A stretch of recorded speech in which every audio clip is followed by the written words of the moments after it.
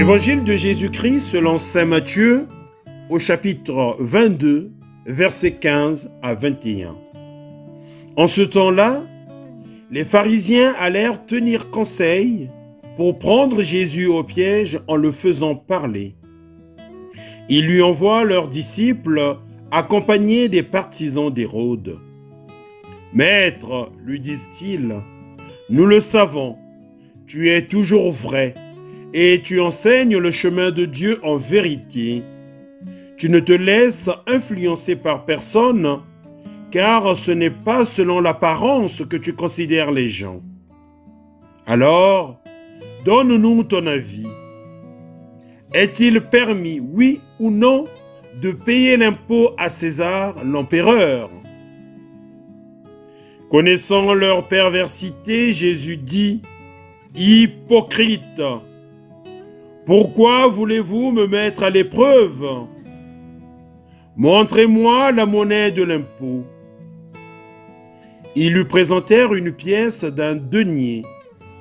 Il leur dit : « Cette effigie et cette inscription, de qui sont-elles? » Ils répondirent : « De César. » Alors il leur dit : « Rendez donc à César ce qui est à César, et à Dieu ce qui est à Dieu. » Acclamons la parole de Dieu. Louange à toi, Seigneur Jésus.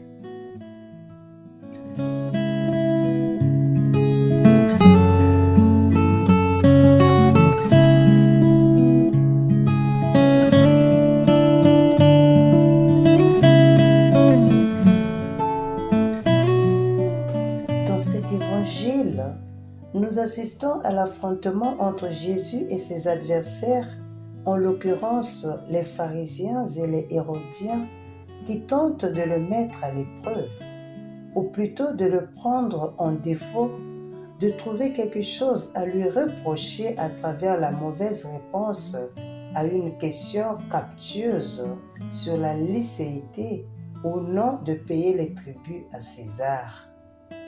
Chers frères et sœurs, Jésus ne se laisse pas prendre au piège et réprimande la malice de ceux qui sont venus chercher leurs propres intérêts plutôt que la vérité.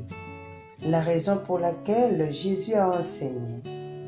La discussion sur la légalité ou non du paiement du tribut est donc dépassée par Jésus avec la déclaration qui ne peut faire que taire les pharisiens sur le fait de reconnaître, ou plutôt de rendre à Dieu ce qui est à Dieu et aussi à César ce qui est à César. Jésus profite donc de l'occasion d'avoir réuni ses adversaires pour les corriger.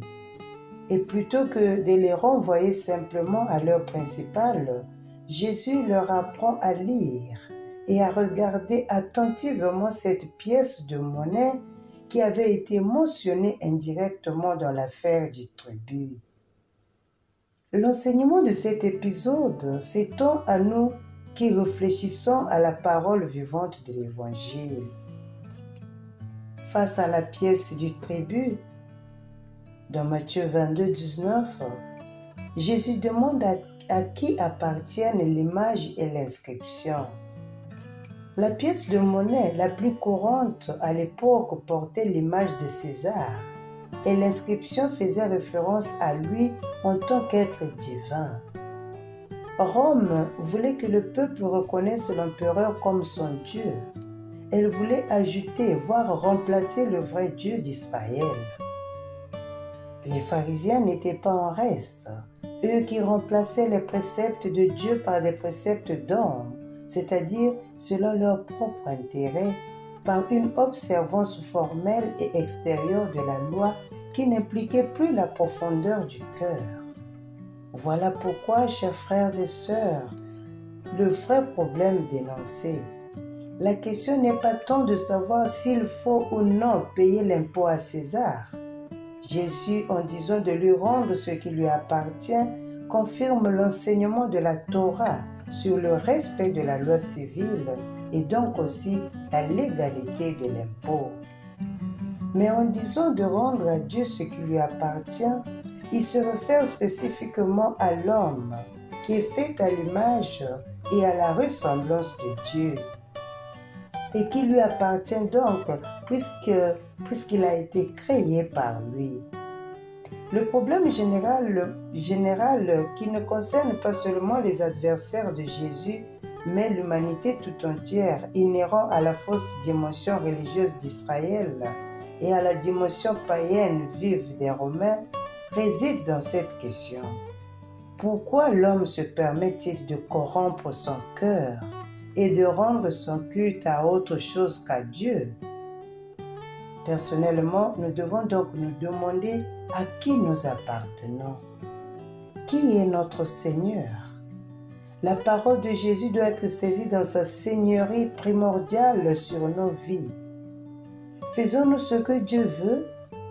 Ou sommes-nous distraits par tant de raisonnements à tel point que nous échappons notre être à l'image et à la ressemblance de notre Créateur?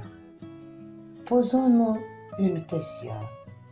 Sommes-nous conscients de notre dignité, du sel et de lumière du monde, et le fait que nous ne pouvons l'être que si nous restons au service de Dieu et dans la filiation du Père comme Jésus?